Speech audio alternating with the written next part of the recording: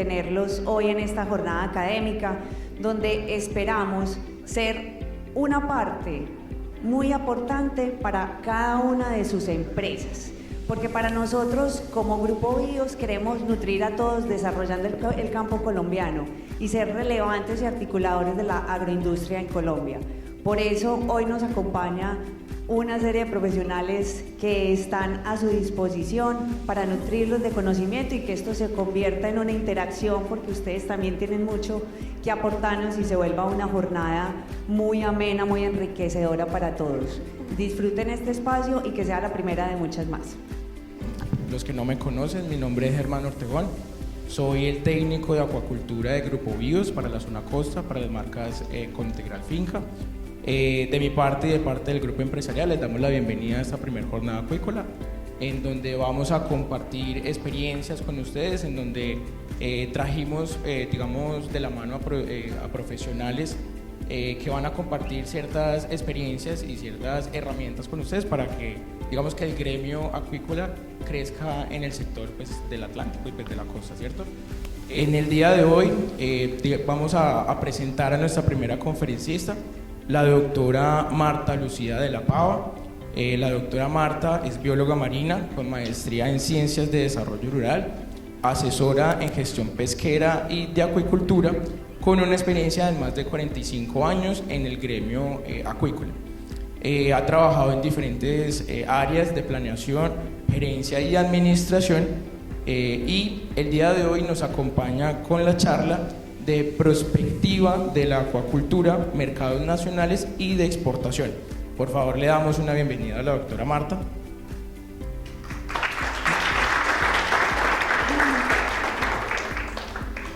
Bueno, muy buenos días, gracias por la presentación, gracias por la invitación.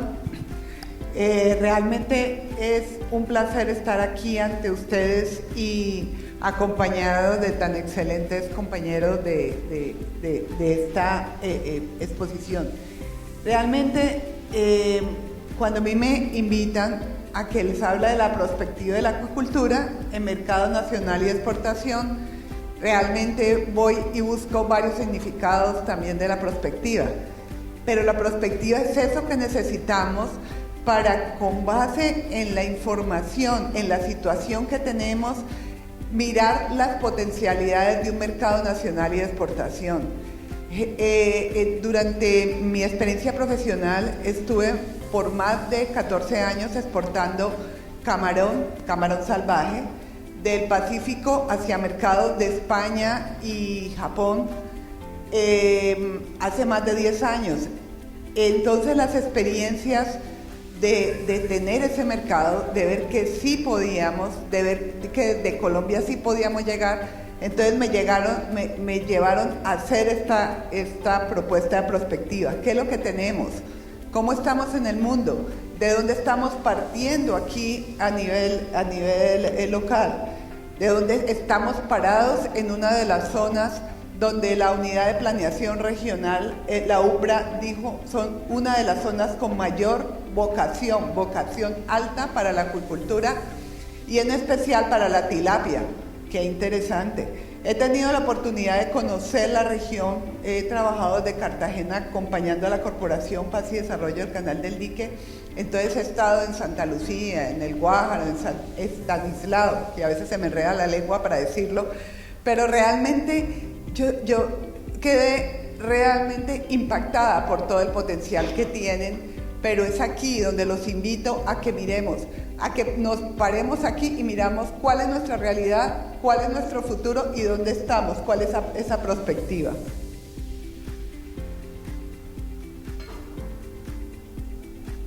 Creo que me fui de parar.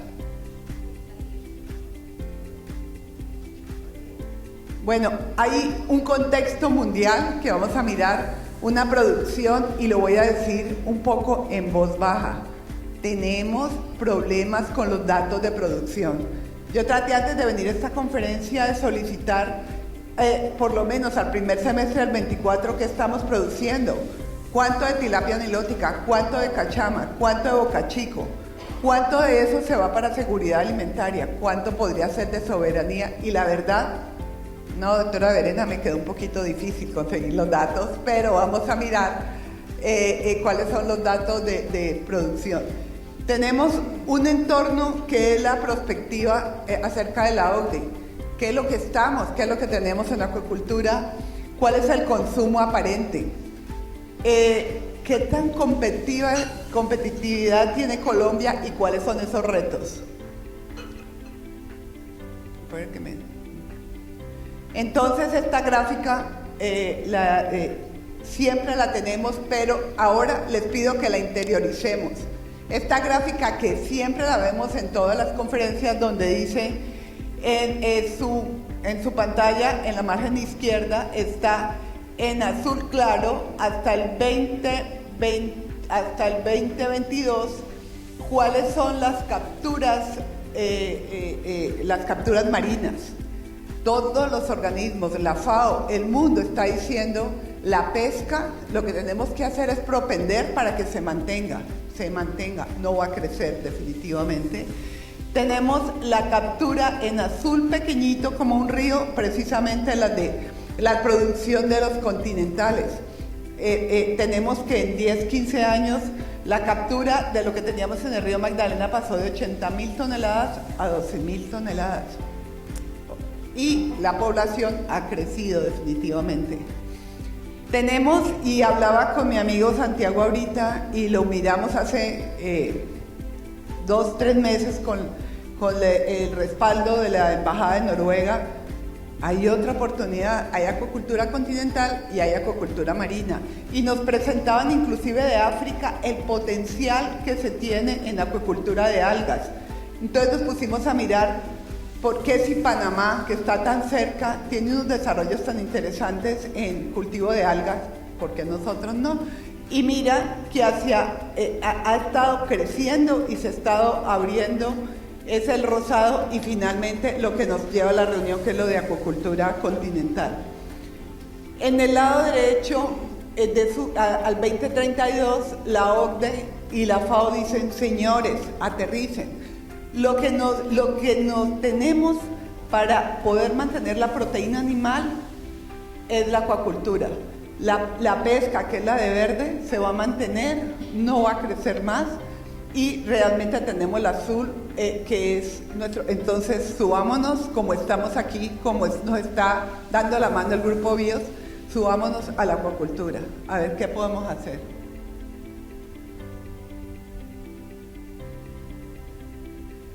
Estos son los datos de consumo per cápita. Bueno, pero el consumo per cápita tenemos a nivel del mundo y tenemos a nivel de cada uno de los continentes y las regiones del país. Tenemos en gris está 2022 y en el verde está el 2032. Esto no va a parar, no vamos a dejar de tener una demanda de pescado. Entonces vamos a tener un consumo promedio aparente, si nos vamos para América, que pasa de 15 kilos per cápita año. ¿Ustedes saben cuál es en este momento el de Colombia? No, sí, Verena sí, pero no le voy a preguntar a ella. ¿Cuánto? Hola. La de consumo per cápita de Colombia, de pescado, de productos de la pesca y la acuicultura. Ajá, ¿cuánto? Perfecto, gracias. 9.6 en este momento y lo vamos a ver en la siguiente gráfica. Entonces, sí.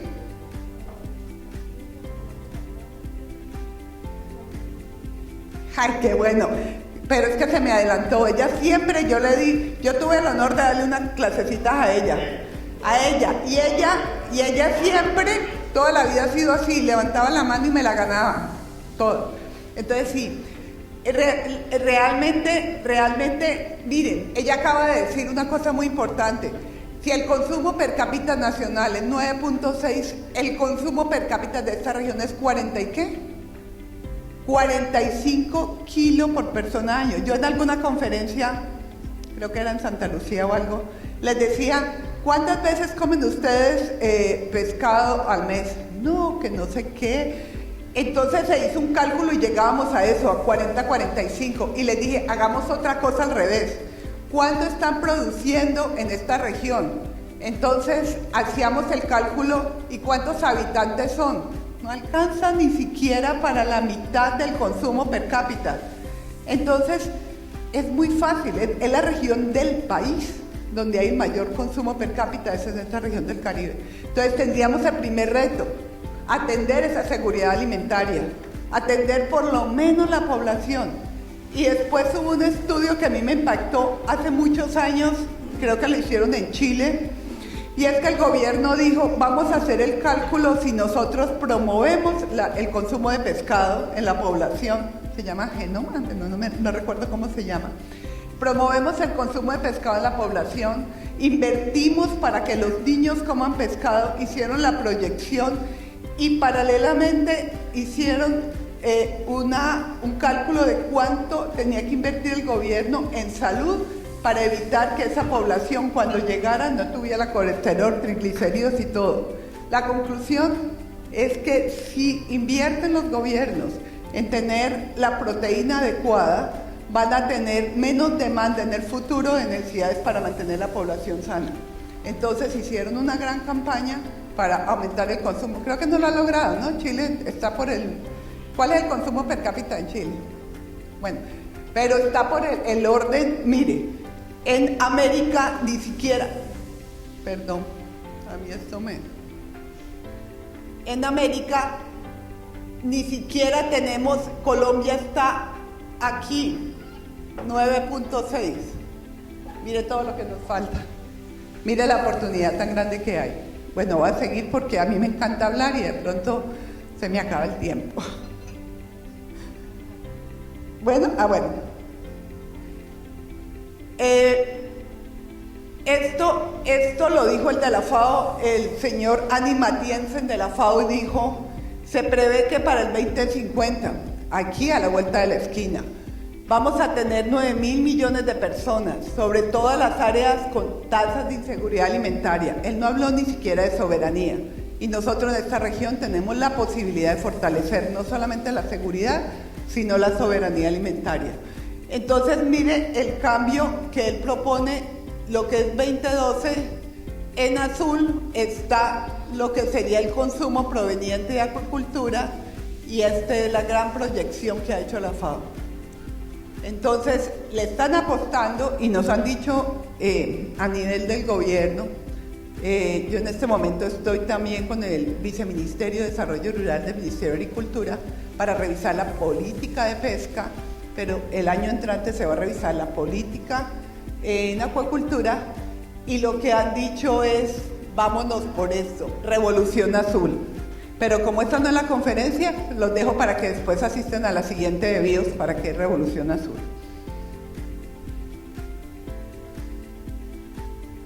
Este es el paralelo en lo de las especies. Vamos entrando un poco a la acuicultura. Tenemos en azul lo que ha sido hasta el 2023, con un poquito, se estabilizó un poquito, bajó un poco la producción de piscicultura, pero ha estado en un ascenso cercano al 10% anual. Es un crecimiento bien importante. Más o menos es el sector dentro de la agricultura en el país que más crece de todos, es la acuicultura. Y el camarón, pues más que nadie, ustedes saben, la historia del camarón se ha mantenido a nivel más o menos estable. Pero tenemos en el país que al 2023 la tilapia tiene el 58%, la trucha el 16%, y digo un poquito bajito porque la cachama es interesante, pero tiene un crecimiento y un potencial bien importante y así se ha reconocido a nivel nacional.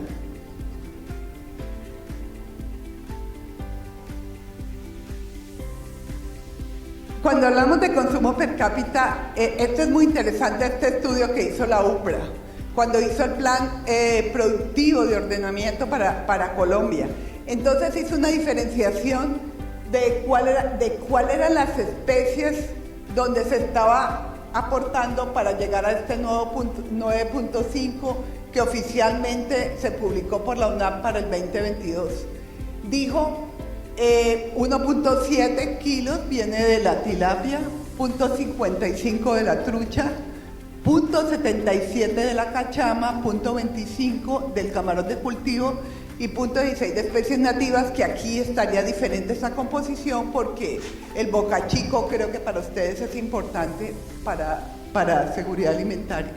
Entonces se tiene que el subtotal de acuicultura se calculó en 3.43, el subtotal de pesca y productos importados. Colombia importa muchísimo producto. Entonces se tiene un total de 9.5 kilos per cápita año. Súper interesante. Y asimismo tenemos los datos de las exportaciones que tiene Colombia.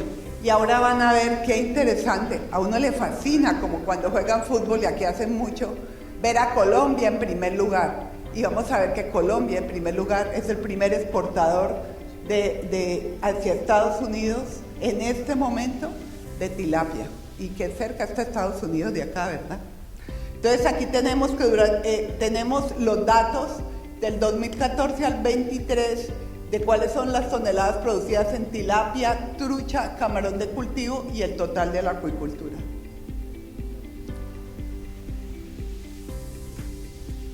Estos son los mayores importadores. Juega, que cerca está Estados Unidos y qué atractivo.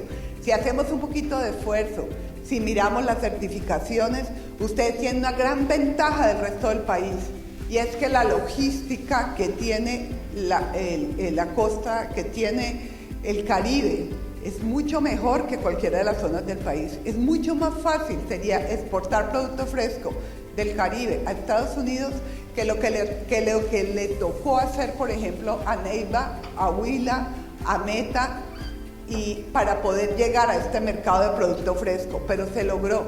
Que le tocó sentarse con las aerolíneas, lo hizo. Que le tocó hacer las certificaciones, lo hizo. Pero vamos a ver el resultado de este esfuerzo que se ha hecho. Entonces tenemos dentro de los países importadores Estados Unidos, China, Japón, entre los tres primeros. España, por ejemplo, nosotros tenemos una gran trayectoria y lo ratifico por experiencia personal de exportar a Estados Unidos y a España. Es un buen mercado. De pronto allá podemos mirar la alternativa de congelado. Miren donde Colombia tiene concentrado las exportaciones. El 93.8% está en Estados Unidos. Centroamérica tiene una partecita, enviamos al sur de Sudamérica y damos algunos pininos para Europa. Pero las certificaciones son el principal requisito para ingresar a esos mercados. De acuerdo con el reporte de la NOAA, es un reporte oficial de la NOAA, tenemos que Estados Unidos para el 2024 en volumen y en valor, en dólares, es el mayor proveedor para Estados Unidos. Y este ranking no lo tiene el año pasado, tiene 6 años de este lugar. Tiene un crecimiento que se evidencia en 2 categorías, en filete y en producto entero fresco. Ahí tenemos un súper potencial. Y para el 2024 el 80% de la producción exportada fue fresco y el 20% fue congelado. Y ahí están las certificaciones.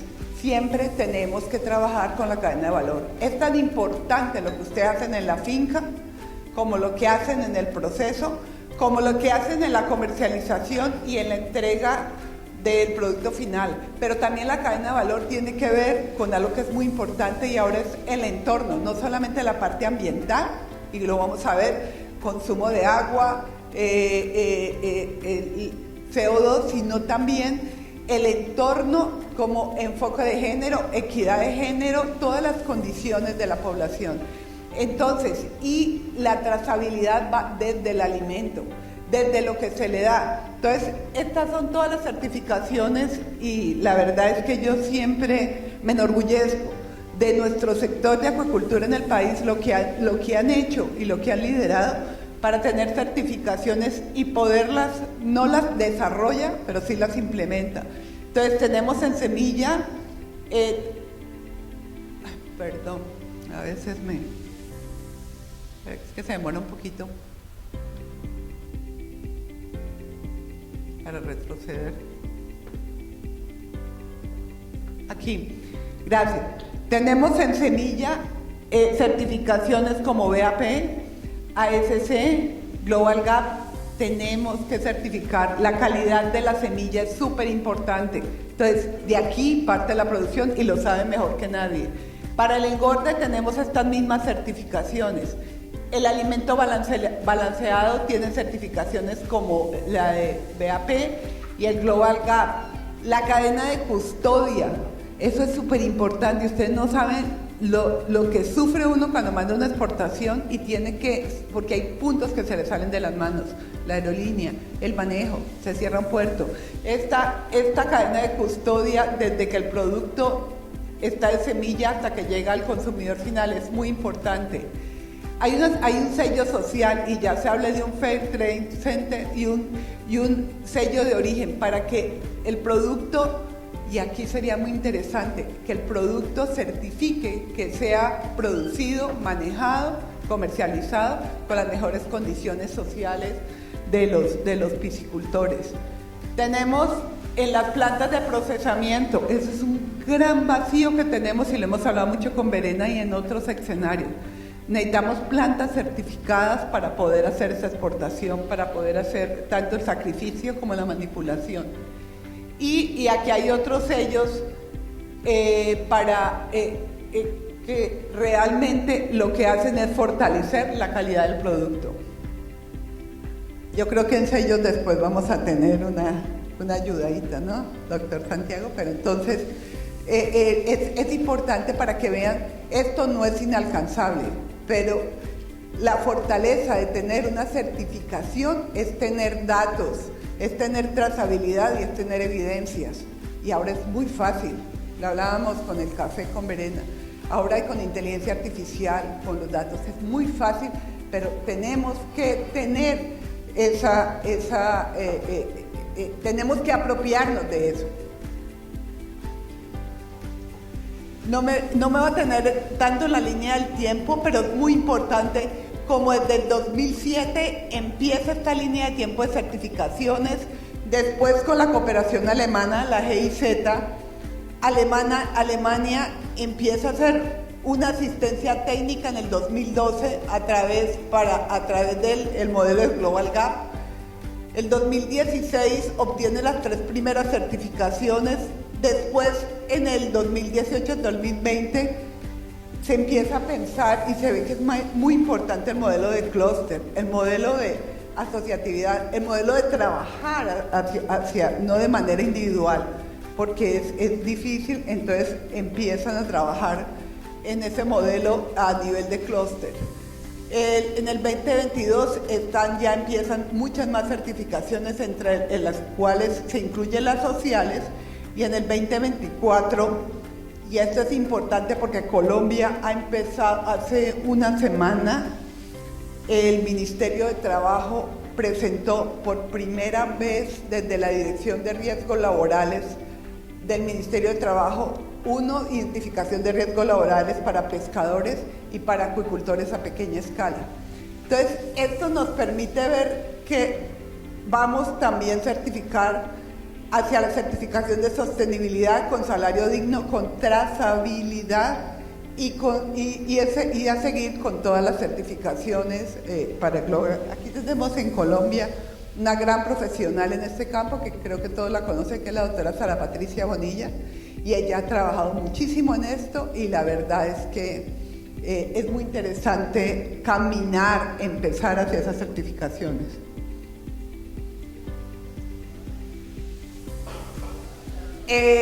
Aquí tenemos cuáles son los países certificados y de nuevo, qué orgullo, Colombia es el cuarto que ha empezado a desarrollar las certificaciones por lo menos tenemos la norma. Ustedes, algunos de ustedes, espero que ya han estado, no saben las horas y los días con la norma Sicontec, ver cómo se ajusta la norma, cómo se puede hacer y cómo se puede implementar. Pero ante todo, toca conocerlas y no asustarse con esa certificación.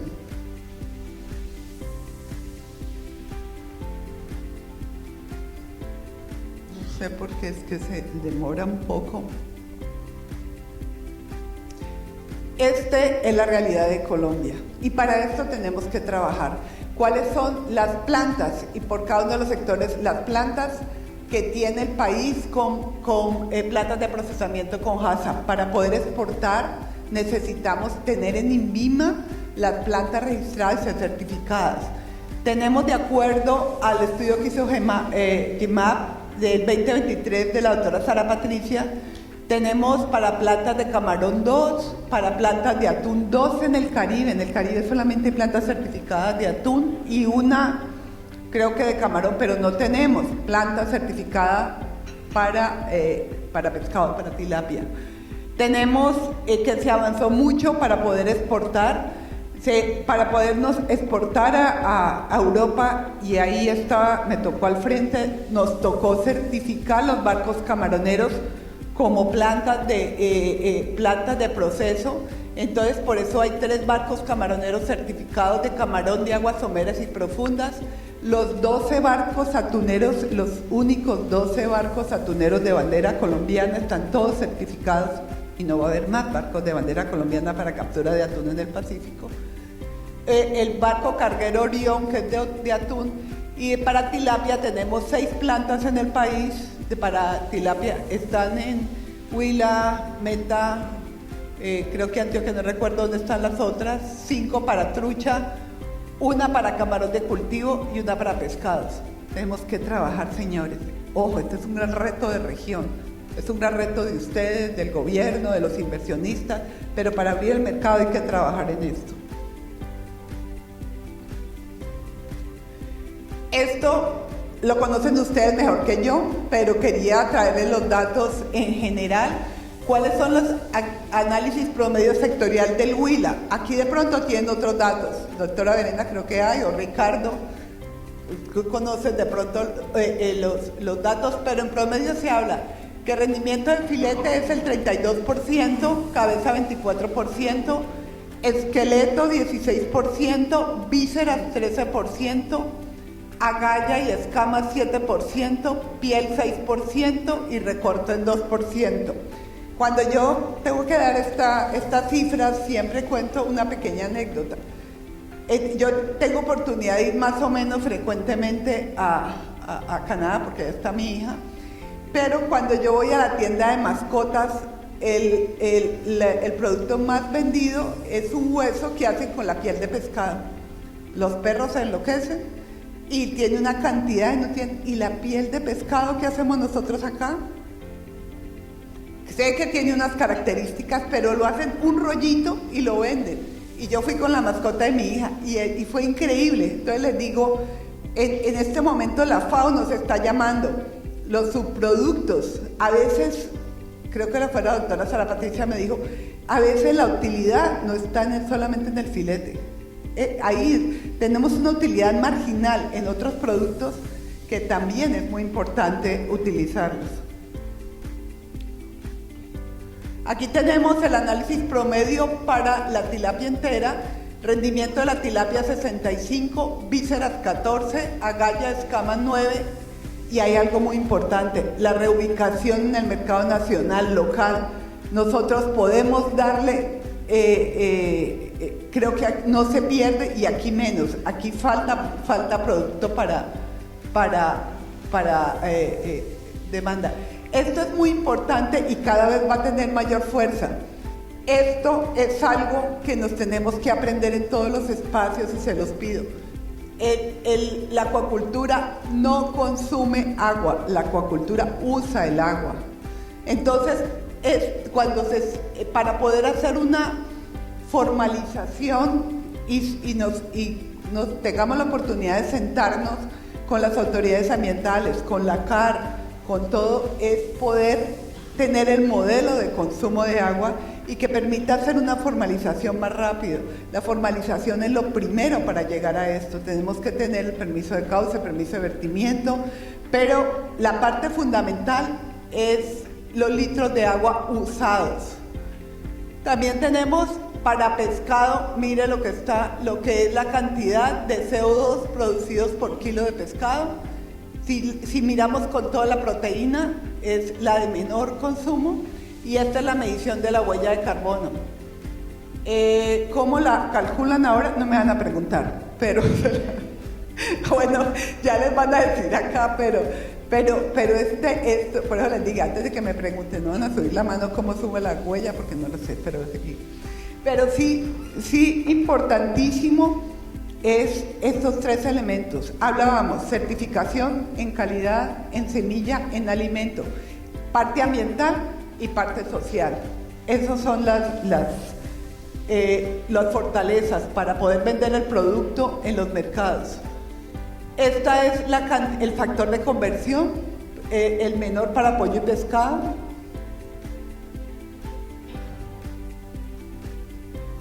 Esto es la metodología que tiene buenas prácticas de producción, producción acuícola, sí, buenas prácticas. Bueno, la otra P siempre se me olvida, pero sé que para Colombia se hizo buenas prácticas de producción acuícola, sí, buenas prácticas de producción acuícola. Entonces esto es importante porque siempre nosotros hablamos solamente de BPA, pero esto es ya un factor diferencial para que hablamos de acuicultura. Y les digo, hace 2 días la ministra de Trabajo decía, estamos mirando a los hombres y mujeres del agua. Bueno, nosotros estamos dando un factor diferencial en las buenas prácticas productivas acuícolas, BPPA. Entonces ya empezamos a tener, para poder hacer eso, a través de GEMAC se ha hecho un buen trabajo y se ha adelantado en políticas, en evaluación, en programas, en planes, en procedimientos y en instructivos. Todo está muy bien documentado y está al alcance de todo el sector.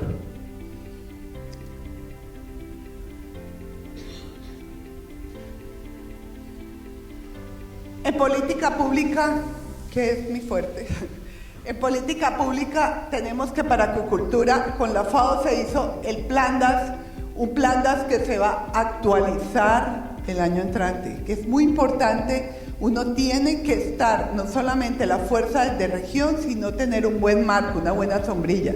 Tenemos el Plan Nacional de la Acuicultura Sostenible, que es desde el 2015, que es muy importante revisar y se va a actualizar este año. Tenemos pendiente la resolución del Ministerio de Agricultura, si vamos a trabajar con la cachama, si vamos a tratar de que la cachama no solamente sea a nivel local, sino nacional, si queremos subirnos en el tren que está proponiendo la UPRA de que la cachama es uno de los que mayor tiene potencial, tenemos que conocer, sentarnos y desde región trabajar en la aprobación y saber el alcance de esas resoluciones, porque la cachama, y tengo que decirlo por la responsabilidad, no es de esta cuenca, tiene traspaso de cuenca y tiene una limitación, entonces hay que tenerla en cuenta. Y por otro lado, del Ministerio de Agricultura está la organización de la cadena, la Dirección de Cadenas Pecuarias, Pesqueras y Acuícolas del Ministerio de Agricultura, tiene una secretaría de la cadena de acuicultura y tiene una gran fortaleza de ahí que pueden ustedes también apoyarse en ellos. El enfoque de género, aquí en todos los proyectos y para todas partes, este sello, este Fair Trade, este sello de enfoque de género que no es solamente es hombre-mujer, sino también transgeneracional. ¿Cuál es el grupo etéreo que está en la actividad? Ahora lo que hemos encontrado es que nos hemos pasado ya, ha cambiado, entonces hay un relevo generacional, entonces se están pidiendo estos sellos, se está trabajando. En Colombia tenemos el primero que fue el Estado de la Agricultura de la FAO, donde se asumió el enfoque de género. La OCDE lo está solicitando entre todas sus políticas la situación de las mujeres rurales, y lo otro es una agencia de las Naciones Unidas, es un consejo para eliminar la discriminación de la mujer, que es el CDAW. La acuicultura digital, ¿cierto, doctora Verena? Por eso estaba esperando, porque me acordaba, esto es importantísimo y les decía al principio. Hay que planificar, gestionar y monitorar la producción, y para eso tenemos todas las tecnologías que se pueden aplicar en automatización y control de las tareas productivas. O sea, planificar, monitorear, algo así lo que siempre nos enseñaban de producir, hacer, verificar y actuar. Necesitamos tener todo eso documentado, y tenemos una gran facilidad ahorita con la inteligencia artificial. No hay una carencia de un sistema de costos. Ahí a veces el negocio no está rentable cuando no tenemos eso. Necesitamos una prospectiva, una matriz de riesgos. Necesitamos salud y bienestar animal, una planificación espacial. Eso, tenemos que tener todo eso documentado. Ya tenemos resoluciones de zonificación en el país con UPRA, pero hay que ajustarlos, y una comunicación transparente. Yo creo que ya casi. Pero también, y la apuesta no es solamente lo que le traemos a nivel nacional, a nivel regional tienen ustedes instrumentos bien interesantes. Los planes de desarrollo de extensión acuícola, el de Atlántico no lo encontré actualizado, el de Bolívar lo encontré actualizado. Entonces al leer y estudiar esos planes de desarrollo de extensión acuícola, vi que una de las prioridades, y lo encontré en el Atlántico, es el interés por ampliar mercado en el ámbito nacional e internacional. Temas como protección sanitaria, esto tal cual lo saqué del plan. Inocuidad, responsabilidad, inicia en la finca y se comparte con los demás actores. La cadena acuícola es priorizada en los dos planes. Y tenemos, obviamente, ustedes lo conocen en la región, tenemos un gran potencial.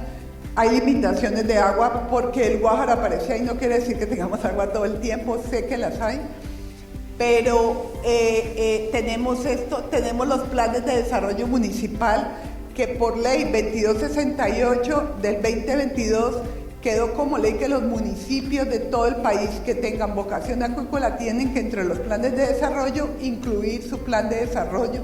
Pero para esto se impulsa desde región.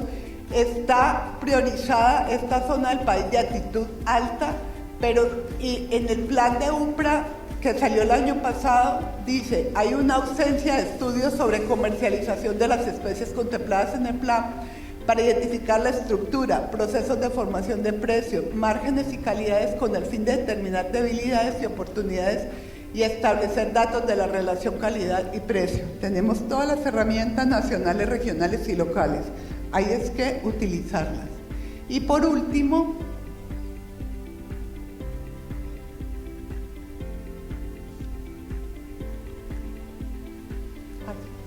ya dije gracias, no esperen, miramos los retos.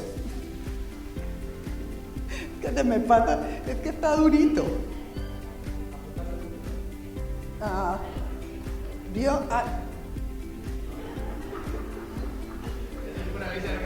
También te quiero mucho, ¿no? Pero es que casi me toca así. Bueno, los retos. Y estos retos los hicimos como grupo, los comparto totalmente con las personas que lideran la acuicultura en el país. Y los retos, sobre todo para los pequeños productores, la formalización. Si no formalizamos, es difícil caminar. Si no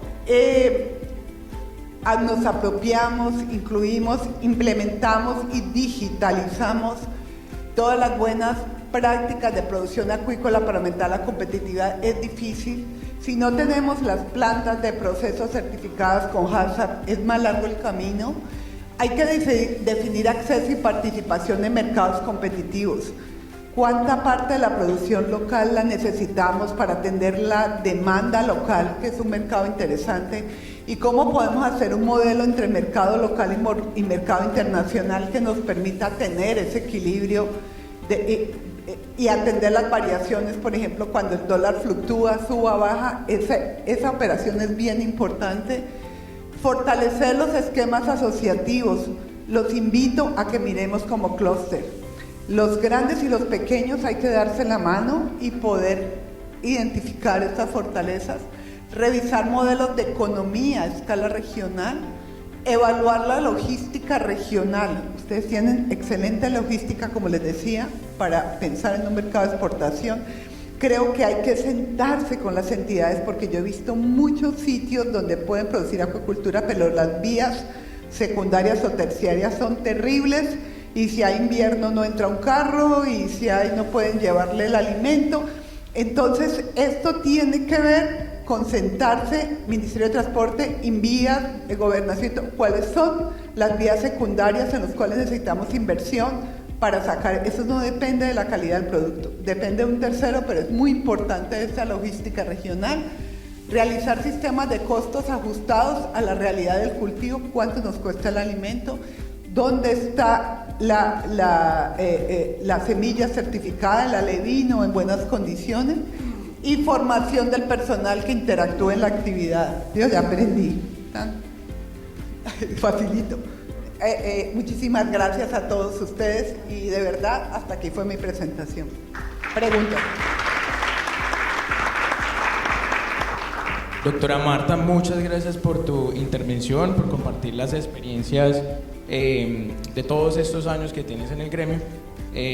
Bueno, vamos a hacer la ronda de preguntas, pero entonces, antes de comenzar esta ronda de preguntas, quiero comentarles que la otra semana les compartimos las memorias de todas las presentaciones, ¿listo? Para que no pues, como que se encarten tomando foticos.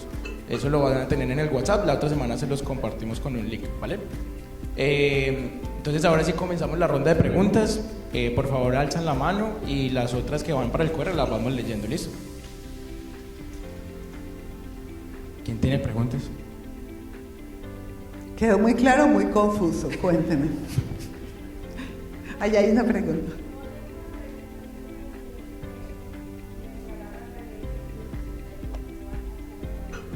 Gracias. La ley 2268 del 2022 es la ley de protección. Inicialmente se dio para pescadores, para identificar los mecanismos que permitiera aplicar el CDVEDA, que es el seguro de veda, pero quedó claro y se está aplicando para todos los municipios que en los planes de desarrollo municipal con la compañía de la UNAP hagan los planes de ordenación y la priorización para pesca y acuicultura en esos planes. Y ya algunos lo tienen, como Bolívar, Córdoba, Montería también lo tiene. No revisé el de Barranquilla o el de Atlántico, pero seguramente. Pero es una ley, está en este momento en reglamentación y es muy importante porque está toda enfocada a protección social para pescadores y acuicultores a pequeña escala, pero está más para pescadores. ¿Alguna otra pregunta?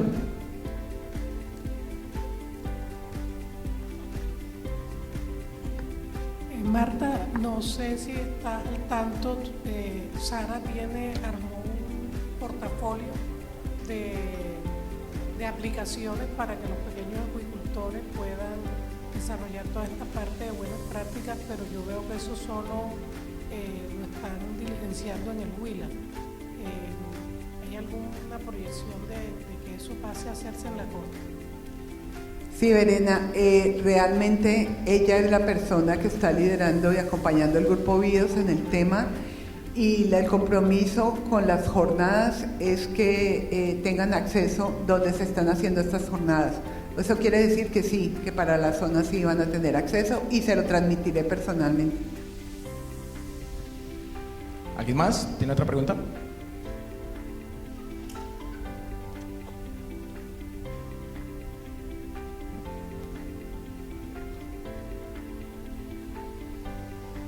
Gracias.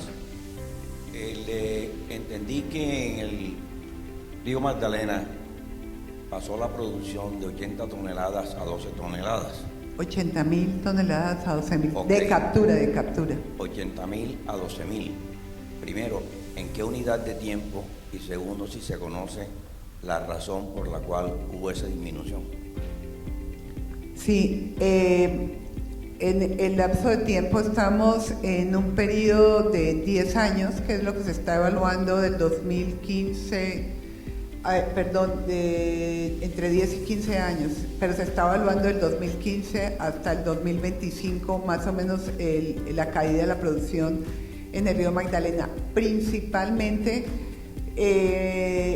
al cierre, o sea, ha cambiado la dinámica, es una de las razones que se ha estudiado, al cierre de la entrada de las ciénagas de los alevinos para poder hacer la subienda, que ya no aparecen las subiendas, o ya son muy poco visibles, pero una de las causas y lo que se ha trabajado con los pescadores de cada una de las ciénagas es la recuperación de la dinámica del sistema, aparte de contaminación y aunque se han tenido vedas, por ejemplo para el Boca Chico o Agre, la verdad es que han estado muy estáticas en el tiempo y de pronto no han tenido o no tuvieron el impacto suficiente. Pero sí, la verdad es muy preocupante porque todo ese vacío en la producción, pues esperamos que se pueda recuperar con acuacultura. Pero es una de las razones, entre otras, de la caída de la producción de Magdalena. Una consulta. Usted decía que dentro de las plantas de procesamiento certificadas, aquí en la costa atlántica no tenemos ninguna, no sé, acuacultivos o antillana, que un mediano o pequeño productor puede entregar su producción allí. Gracias por la pregunta. No hay para tilapia, hay certificadas con BPA para atún que pueden exportar y para camarón. Entiendo, no sé, ver en Océanos todavía tiene la certificación, pero para tilapia no hay certificado y se requiere unas como si la tiene Huila y la tiene... A mi juicio es una de las acciones más importantes y prioritarias para retomar desde región. Verena, no sé si tú tienes alguna información adicional sobre otra planta certificada. No, gracias Ricardo, no.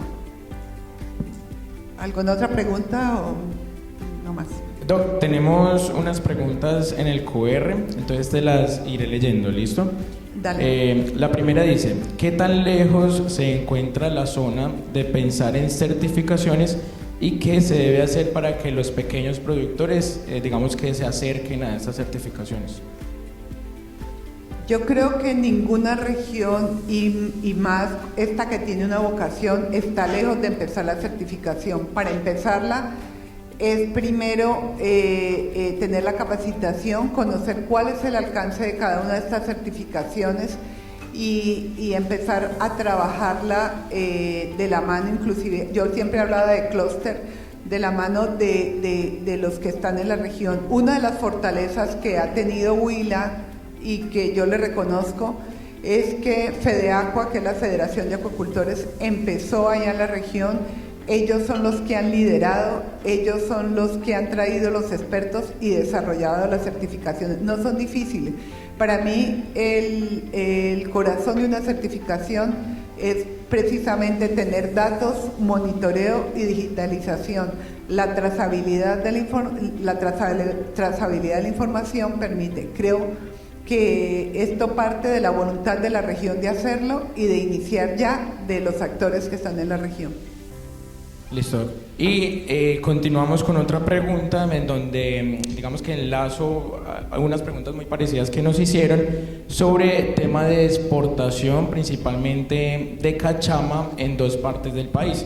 Nos preguntan que cómo ves el potencial de esa exportación de cachama en los llanos orientales y aquí digamos en la costa. La cachama es muy interesante y es una de las que más está creciendo. Para los llanos orientales es muy fácil porque es una especie de la cuenca, entonces puede tener la certificación ambiental. Desde el Caribe no es posible hacerlo a corto plazo hasta que no se siente con las autoridades ambientales y las pesqueras y regula cómo va a ser el manejo de esta que se llama trasvase de cuenca, que está pasando una especie de una cuenca a otra. Entonces les tocaría sentarse, mirar como se hizo en un momento con la tilapia y la trucha, de pasar de especie exótica a especie domesticada tal cual está en el momento, toca sentarse con las autoridades ambientales y hacer el manejo. Por ahora, corto plazo para exportación de cachama en el Caribe, hasta que no se supere ese obstáculo, no lo veo factible.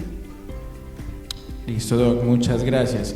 Y continuando con la última pregunta que nos realizan, nos preguntan, debido, digamos, a las inmensas oportunidades que tenemos como país, ¿cuáles consideras que son los 3 o 4 principales factores en donde deberíamos ser más eficientes y competitivos para mejorar el consumo y la exportación, digamos, de Colombia? La primera indudable es la formalización. Tenemos que tener la formalización de los acuicultores a toda escala, a mediana, pequeña y grande, y tenemos que fortalecer las formas asociativas para poder sentarnos con los responsables de la logística, por ejemplo, vías secundarias, planes de desarrollo, y estar acompañados, como los está haciendo en este momento, de grupos como BIOS que permitan apropiarse del proceso de lo que sería el desarrollo de la acuicultura. Tiene gran potencial. El Atlántico, Bolívar, tienen una zona, un triángulo de oro, pensaría yo, pero hay que mirar, hay disponibilidad de agua, cuáles son las condiciones de agua. Para todo eso, la clave es, insisto, el monitoreo, la digitalización, la apropiación y el estudio de mercadeo, saber hacia qué mercado vamos. Uno siempre dice qué quiere el cliente para ver qué le produzco, pero por otro lado, en qué condiciones, porque paralelamente con las certificaciones en cada una de las cadenas de valor. Doctora Marta, muchas gracias por responder las preguntas y por tu participación.